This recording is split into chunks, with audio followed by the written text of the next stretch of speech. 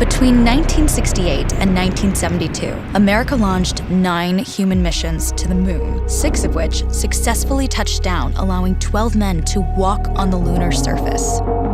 NASA's next chapter of lunar exploration, called Artemis, has the task of not just going to the moon to create a long-term human presence on and around it, but also to prepare for ever more complex human missions to Mars. In short, everything we must be able to do here, we must first do here. So, what will an Artemis mission look like?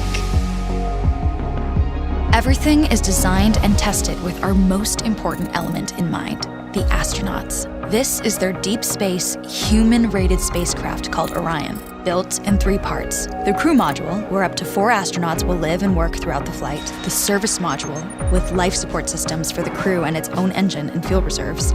And a launch abort system, with engines capable of pulling the crew module to safety during launch should anything go wrong.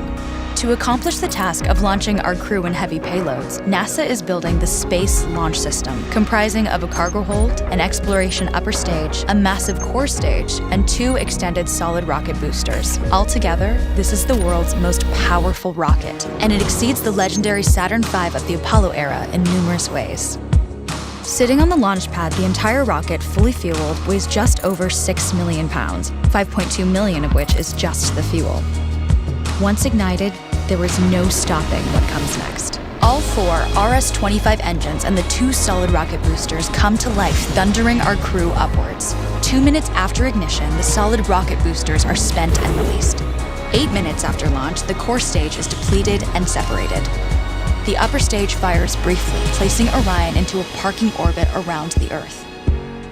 Here, the crew reconfigure the spacecraft and check systems to confirm everything is ready for deep space travel.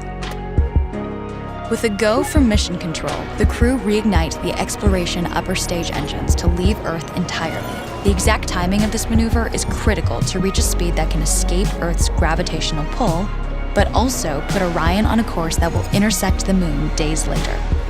Once this burn is complete, the upper stage of the SLS is jettisoned and the crew aboard Orion coast for several days toward all that awaits them at the moon.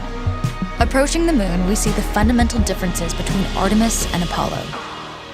Instead of requiring Orion to serve as an expendable lunar command module or to carry a constrained lunar lander, the Artemis missions will take advantage of a different approach: pre-staging. Everything needed for lunar missions will be positioned in advance by commercial and international partners. This includes rovers, science experiments, and human-rated systems on the surface. But it also includes a dedicated lunar station in orbit around the moon called Gateway. Here at this station, we can pre-stage a robust lunar lander and establish a strong communications relay.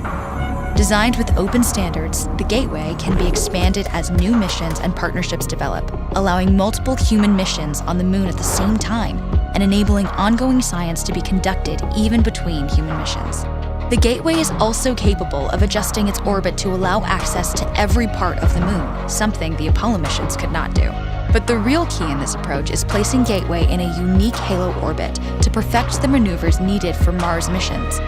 And with the growing list of commercial and international opportunities, Gateway is the ideal hub between Earth and all that lies beyond. Returning to our crew as they approach Gateway, the Orion must match the elliptical orbit of the station in order to successfully dock. Once on board, pre-selected crew members transfer to the lunar lander, while those assigned to Gateway remain on station. The lunar lander system itself is built for 3 unique steps: descending from the halo orbit of Gateway down to a low lunar orbit, descending from low lunar orbit to the surface, and once the lunar mission is complete, launching from the surface of the moon and ascending all the way back to the orbiting Gateway.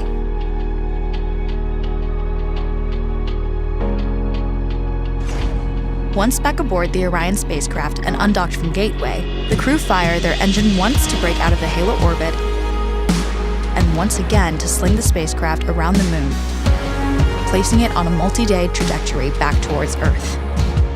As they near the end of this journey, the service module is released, and the crew module is oriented heat shield first. Entering Earth's atmosphere at 25,000 miles per hour, the friction of air slows Orion considerably, while also subjecting it to temperatures of 5,000 degrees. With the Orion now at just 300 miles per hour, a series of parachutes uniquely tested and produced for this moment deploy, decelerating the craft to just 20 miles per hour for splashdown.